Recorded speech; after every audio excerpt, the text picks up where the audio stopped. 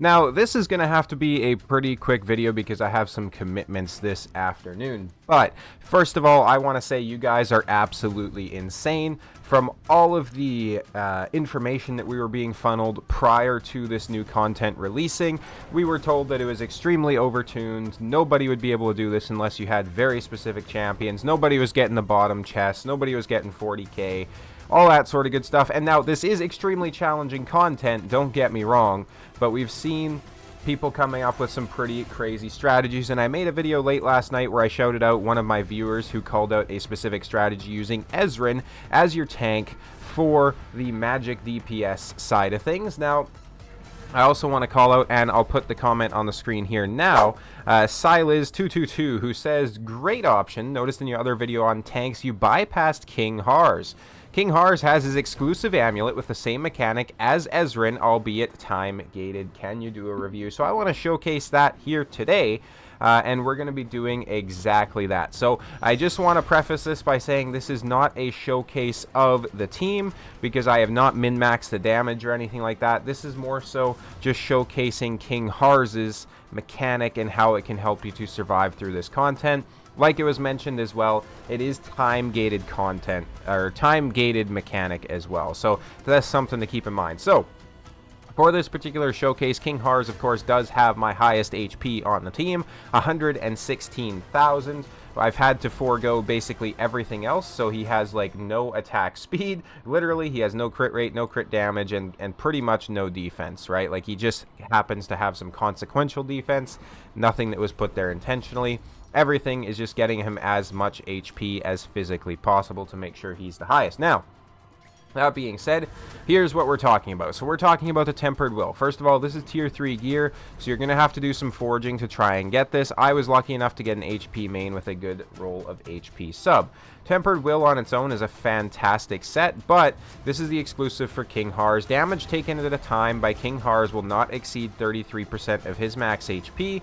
This effect has a cooldown of 45 seconds. So this is essentially the same mechanic that we've seen from Ezrein, except with King Harz, it means that it's 33% instead of 60% of his overall HP, meaning that during those focus strike big smacks, you can generally keep your King Harz alive. Now, it is a bit problematic, the fact that it's every 45 seconds, because later on in the runs, when you're starting to get those multiple big hits, it could trigger at an inopportune time, or I started getting focus fires happening a lot more frequently towards the end as well, which unfortunately meant that King Harz was sat down pretty quickly. But I'm going to go ahead and show you the run here. This is what we have going on, and the bonus to King Harz is, of course, he is the faction lord of a very strong faction. So you obviously have like Airless in here. You have somebody like Sadie, who could actually be a very good option. I'm just thinking about that now as well. You have Vortex in here for healing as well. You have Ardea, Lubu, you have Valkyra if you're trying to run this in the magic phase. Lots of fantastic options, right? If you're running the magic phase, you also have I to do like the slows and the controls. You have Estrid. Again, lots of very, very solid options. King Harz is also going to bring shields and defense increase if you have shields on your team. So that's pretty fantastic. Now, in terms of the secondary team that we're running, it is going to be essentially a Piercer's team. Now, some of your other Piercer faction lords might be, you know, debatably a little bit better. It depends. You know, Yovar is doing mainly single target damage, so, you know, kind of take that with a grain of salt. You do need a lot of AoE damage here, and somebody like a Nyx does not have a secondary faction, unfortunately, so you can't really run her with like a Gon or something like that. If you have a Gon, you could definitely try to run him in here as the Lord as well, and then have Lubu and Ardea underneath his scope of support. Gon, if you're curious, has some survival mechanics as well, so he basically just has a crap ton of defense for himself. Whenever he takes damage, he increases the the defense by 2%. And then he also has like some survival stuff as well, where if he takes damage below 30% max HP, the damage will be reduced to 10. So this effect lasts for 15 seconds, cooldown 90 seconds, which is pretty alright, right? It can really help you to survive those extra ticks that might be coming at him. And then with his battle cry, he actually gives pretty decent damage reduction, physical and magic, by 50% to all allies in range, which is pretty crazy. So, you know, that's pretty cool. So Gon is a decent option if you're trying to run a Chaos team. Unfortunately, Valderon's just not really going to be good for this content, especially on, obviously, the physical side of things. I don't have Valderon, so I haven't been able to test him or anything like that, so that's a bit of a shame as well. But realistically, we're just in such a struggle spot for AoE DPS from the physical side that it's you know, kind of inevitable that we're going to struggle really no matter what. So I'm going to go ahead and showcase the placements and everything of this. As always, right? As always, if you have any sort of feedback, tips, suggestions, you know, mechanics or heroes that people might be missing, certainly leave a comment, join my Discord, get in touch with me, you know, whatever it might be. Like, comment, and subscribe on the video as well if you're enjoying the content. First, what we're going to do, though, is we're going to place Nerja on the left side facing left. Ardea I'm starting to place here, and then Sithra I'm going to place here. Now, right-hand side, we got Nyx, Airless on the bottom facing up, Pharisee on the top facing down, Medan on the middle facing left. You obviously, King Harz at the top there, Lubu facing left, and then your Yovar here. Now, I do like to try and save the ultimates for when the boss starts to do his charging.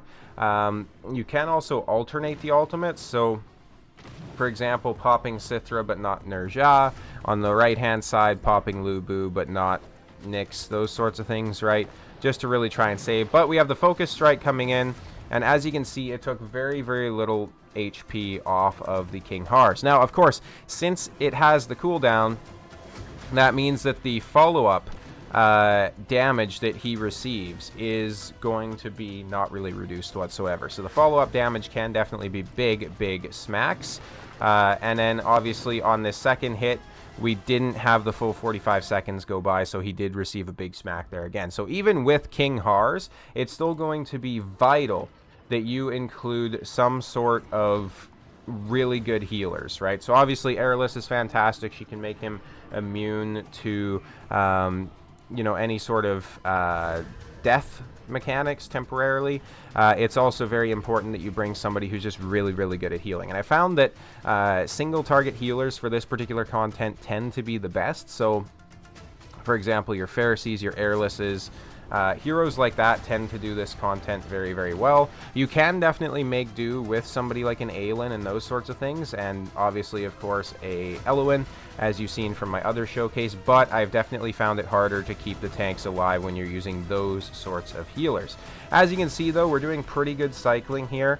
This is kind of the Lubu, Ardea, and Nyx show, though, so, you know, obviously, if you have higher awakenings for like your Nerja, if you have higher awakenings for your Sithras and stuff like that, it's going to be fantastic as well. My Nyx is A3, so she can very effectively cycle her ultimate. Now, of course, as well, with the King Harz, he does bring shields for the northern factioners, or northern factions. Bit of a tongue twister there. So he brings shields, which can really help out with your survivability as well. During this particular phase, I haven't really been able to do a ton of damage, so I kind of just let them all through there, unfortunately. We're going to pop Nerja here. As soon as Nyx ends her ultimate, we're going to go ahead and pop the Lubu as well, or, you know, soon to when that happens. And again, with King Harz, having his ultimate that can absorb a massive amount of damage, right, in the form of a shield, you can certainly feel free to use that during the Focus Strike as well. So right now, we pop it. He gets a shield worth 187,000, which is pretty crazy. We're going to go ahead and pop the Yovar. We haven't popped Yovar, like, at all this run, so let's go ahead and do that. We got Nyx back up as well, so we're going to go ahead and pop her.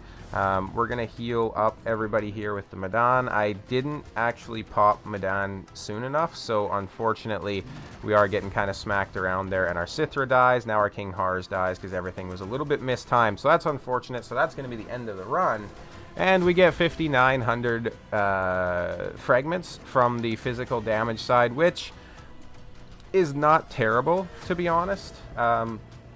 If we look at the overall stats breakdown, so again, Lubu and Ardea and Nyx are kind of stealing the show, though the damages are all very close together. I'll show you the guys the builds here right away too, but even if we look at some of the top ranking players, right, like towards the bottom of the top, of course, but you know, we're seeing like 8,000 for some of these. Like, it's very hard to score well, even if you have like insane heroes on the Spellbane form. So I'm not too concerned about the score that we just achieved. Like, look at this. This guy has like insane awakenings all across the board and got 6,900 mech fragments. This guy got 43, unfortunately. Still ranked 87th in terms of the highest damage done, which is pretty crazy. But like I said, it's very, very hard to get points on this particular side. So I think most players are really going to have a better time trying to get the Bulwark form with more damage, so I think that's where a lot of people should be focusing. And unfortunately, King Harz wouldn't really work as a tank there because you just simply don't have, you know, really anyone from the Northerner faction besides Valkyria that can do the AoE magic damage, right? Like, the Northerners just aren't really set up for that particular function. They do certainly have some magic damage dealers, but I mean, they're just not really the best, right? So something to consider there. But in terms of the gear, let's go ahead and take a look at that. So we have to go to adjust team. King Harz, I already showed you his build, so these are his attributes, nothing too crazy. Artifact was Cadaver Dagger. I got to put my headset to charge real quick. Apparently it's telling me the battery's low, so let's go ahead and do that.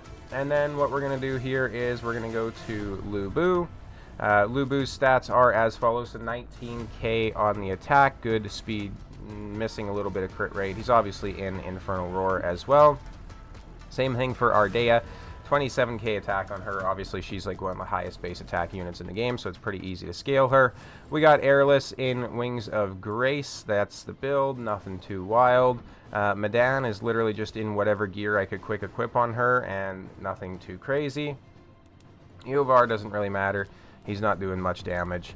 This is the build on Nyx, so very good attack, good crit rate, good crit damage. She has a very, very solid build, certainly. Sithra also has a pretty solid build, 19k attack, missing a little bit of crit rate, unfortunately. Nerja has an okay build. I can never really seem to get much damage out of this guy, unfortunately. He's also not awakened or anything like that, though, so that certainly doesn't help, but he is fully booked. I also don't have Uriang Shen, which would give him, like, the bond skill, which would help a little bit. And then this is Pharisee as well. Now, Pharisee or Narissa are both fantastic to have for this particular content, because obviously you want that AoE damage reduction as well. So Aelin could help out with that as well. But that being said, like I said, go ahead, make sure to leave comments down below if there's any mechanics or heroes that people are missing for this content. I would love to get more videos out there so you guys can get helped out with getting a good score and get those chests farmable as well. Thank you all so much for watching. I'll see you next time.